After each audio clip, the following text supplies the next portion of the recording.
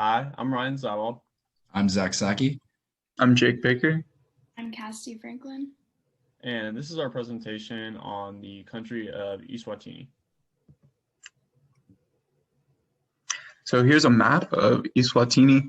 You can see it down in the bottom left corner, right next to South Africa. Very small country. The left side is an overall comparison to the size of Africa, and the map on the right is a map of the regions of Eswatini. And then here's another size comparison, just Texas overlaid over the South Africa region with Eswatini circled there on the right side. The overall population of Eswatini is 1.148 million. That's as of 2019. And just for reference, population of Houston is 2.31 million. So Eswatini has smaller population than Houston. Total landmass of Eswatini is 6,704 square miles. And another size comparison, Louisiana's landmass is 52,378 square miles. As far as demographics go, overall GDP, 4.472 billion in US dollars. GDP per capita breaks down to $3,894.68. And the World Bank income classification classifies Eswatini as a lower middle income country, and that falls in the range of 1,026 to $3,995. And the capital city, the picture there on the right, is the capital city of Eswatini. So a couple fun facts about Eswatini. It's Africa's last absolute monarchy and one of the last absolute monarchies in the world. It's run by King Mswati III and his mother, Queen Nitfombi. They do have like a legislator and a prime minister, but the final decisions always come down to the king and the mother queen. They're the home of the oldest mine and mountains in the world. And sorry if I butcher this, the Niguinya mine and the Malalocha Native Reserve have the oldest mine and some of the oldest mountain ranges in the world. It's the birthplace of actor Richard E. Grant. And it's the home of one of the world's most recognized festivals, the Mountain Bushfire Festival. As you can see up in the top right corner, people out there celebrating. As far as location and climate go, Eswatini is a landlocked country. It's pancaked right in between South Africa and Mozambique. South Africa to the left in the north and the south, and Mozambique to the right. It consists mostly of mountains and hills, and it's about 110 miles from the north to the south and 80 miles from the east to the west. As far as climate goes, there's 4 climatic zones within the country. There's the high veld, which is humid, near temperate, and receives about 40 to 90 inches of yearly rainfall. There's the middle veld and Lobombo Plateau region, which are both subtropical and drier, and they receive about 25 to 47 inches of yearly rainfall. And the low veld is subtropical and drier, just like the previous regions, but it only receives about 20 to 30 inches of yearly rainfall.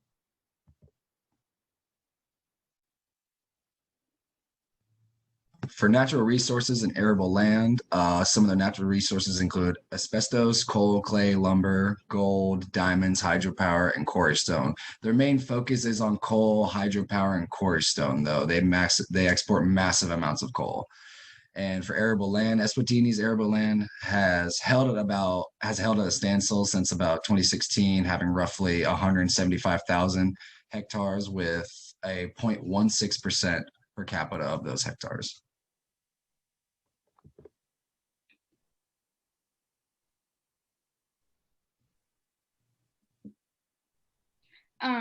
Eswatini's neighboring countries.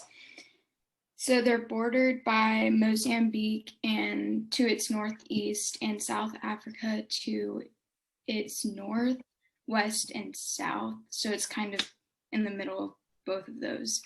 And the HDI comparison as of 2019 is South Africa is 0.709 or 114th. Eswatini is 0.611, 138, and Mozambique is 0.456 or 181st. Comparison to the region area. So Eswatini's relationship with the surrounding countries.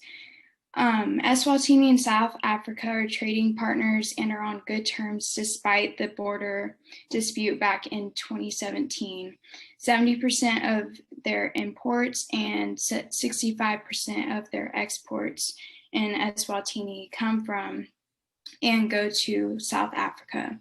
Eswatini and Mozambique don't get along that great, but they compromise and cooperate with trade, security, and economic development.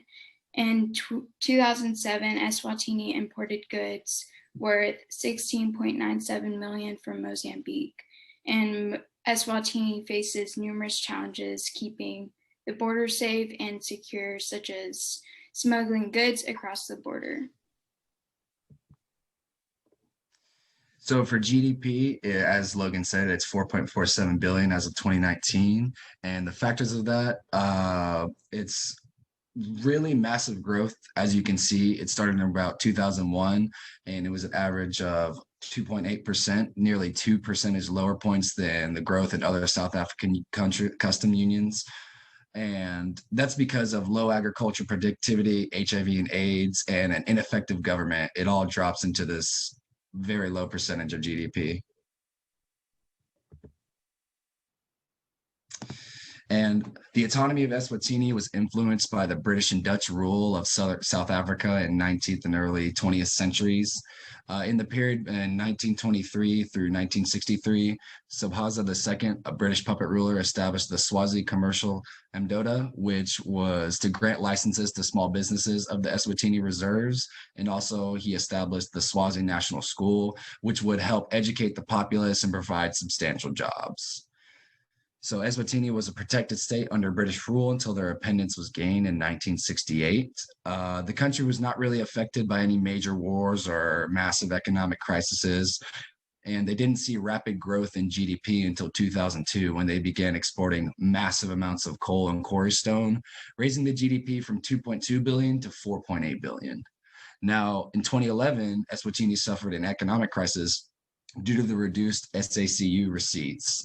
This led to a rapid drop in GDP to 3.6 billion, which has only been brought back up to 4 billion in 2019.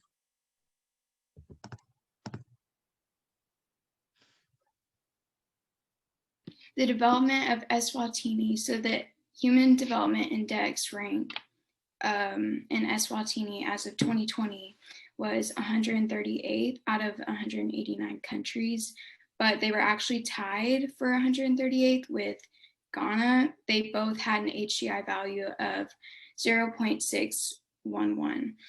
The development indicators for Eswatini compared to Ghana, because they both had the same ranking, were both higher and lower depending on which areas you were looking at on the chart. So Eswatini had a lower life expectancy rate by 3.9 years and a lower mean years of schooling by 0.4.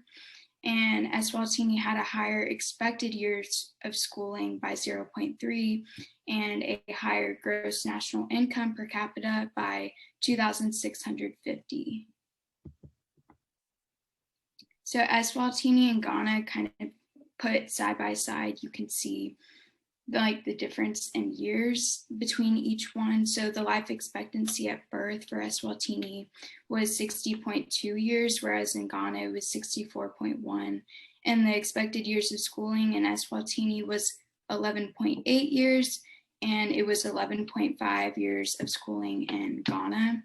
And the mean years of schooling in Eswatini was 6.9 years, whereas it was 7.3 years in Ghana. And the gross national income per capita in Eswatini was 7,919 and 5,269 in Ghana. There was such a difference in the life expectancy because that was the indicator with the biggest gap between the two countries was because of the HIV and AIDS. There's a 27% prevalence rate in Eswatini and 1.7% in Ghana. So moving on to a little more recent growth and development. So as we mentioned earlier, Eswatini is heavily dependent on South Africa for both imports and their exports. So 70% of their imports come from South Africa, and they export 70 or 65% of their commodities to South Africa. They are a member of the Common Monetary Area, which includes Lesotho, Namibia, and South Africa. And their currency is pegged to the South African rand. High poverty rates do persist despite the low to middle income status. 30% of the population does reside below the $1.90 per day poverty line. And then when you adjust for the expected $3.20 per day poverty line for a lower middle income country status, that number actually increases to 52.7% of the population still being considered to be impoverished. Stagnation in the poverty rates has been seen recently, so there's hasn't been a lot of, despite growth, poverty rates do persist. And that's mostly due to recently, COVID-19 has had a huge impact on the economic development, obviously with just supply chain constraints and the inability to import and export as much as usual, and then also adverse weather patterns. And then as we continue to mention the high prevalence of disease, specifically HIV and AIDS, high unemployment and inequality also contribute to the poverty stagnation.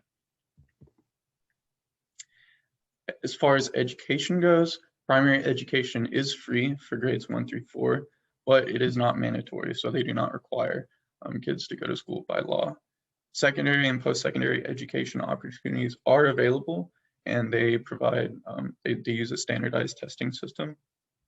Infrastructure, there's been a recent emphasis in the country on the energy sector, more focusing on renewables to increase the reliability of the electric grid. And the Eswatini Investment Promotion Authority is a government agency that exists, and it's intended to encourage foreign investment, but their political power is kind of weak when compared to the royal family. The royal family is also closely intertwined with the mining sector, and when a royal family is that closely tied with resource extraction, it makes it kind of unattractive for foreign corporations to come in and invest in the sector, because the monarchy has complete power within their country. Also, the paved road percentage is only 30%. Future improvements that we believe would be necessary for growth and development moving forward would be increasing the macroeconomic stability and management within the country, and then also increasing diversity in the economy. It's still heavily dependent on natural resources like coal, strengthening the human capital through improved education, and then also improving that natural disaster response and resilience. Part of that can be as simple as just paving more roads. Like if it rains, a lot of those unpaved roads become completely unusable, and remote villages are unable to be accessed during times of crisis.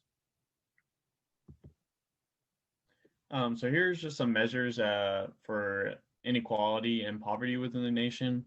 It's hard to find an exact income distribution for the country, but we can see here how much the income share is held by different quintiles within the country. As you can see, there's very high inequality. As of 2016, the top 20% of earners within the country held 60% of the wealth, and that hasn't changed much since 1994. Summarize that data a little bit more, here are the Gini coefficient measures. As you can see, it sits around 54.6 in 2016, and while it has dropped since 1994, it went back up from the 2009 measure of 51.5. And then here's the poverty headcount index ratio. As previously mentioned by Jake, it sits around 30 today. It is dropping, but also at the poverty line that's currently set, it might be lower, but for a lower middle income country, nearly half of the nation is considered under the poverty line of $3.20 per day. So for a lower middle income country, headcount of 30% is still pretty high. So this is the question we've kind of been asking ourselves the entire time doing this project is how can Eswatini move forward and develop as a nation? And so the first thing you obviously need to address is the HIV/AIDS epidemic within the country. It has the highest rate of HIV and AIDS in the world. And some of the biggest barriers are just the stigma around it. Men don't want to get tested. Children don't want to get tested. And then also there's high rates amongst sex workers and same-sex attracted individuals. And those are both illegal within the country, sex work and homosexuality. And so that makes it difficult for people to get tested and for people to get treated.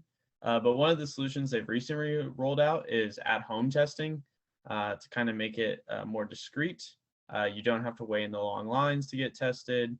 You don't have to worry about your confidentiality being compromised while you're at the doctor or even being just judged by the medical workers.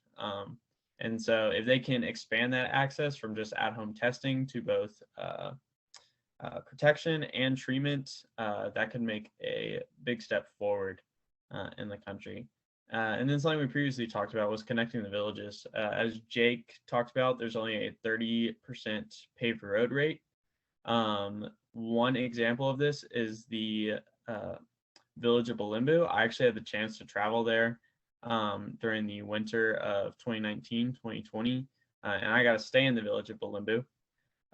It's actually a town that runs an entire orphanage, but they are completely isolated from the rest of the country because this road, as you can see, that connects them to the nearest village, Pigs Peak, is completely made of dirt and it traverses down a mountainside.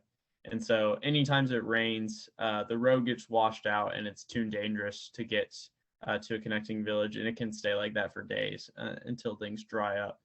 And so connecting the roads within the country would provide easier access to resources, jobs, and the medical treatments that are necessary to treat diseases like HIV and AIDS. The only thing that might stand in the way of this is the king. He doesn't really want to take responsibility for the HIV and AIDS epidemic within his nation and the giant orphan population it's left in his country. And so connecting a village to an entire town based around an orphanage would kind of be an eyesore for him. But hopefully this country can move forward, take some responsibility for some of their issues, and work to develop towards the future. So here are our references, and thank you for listening.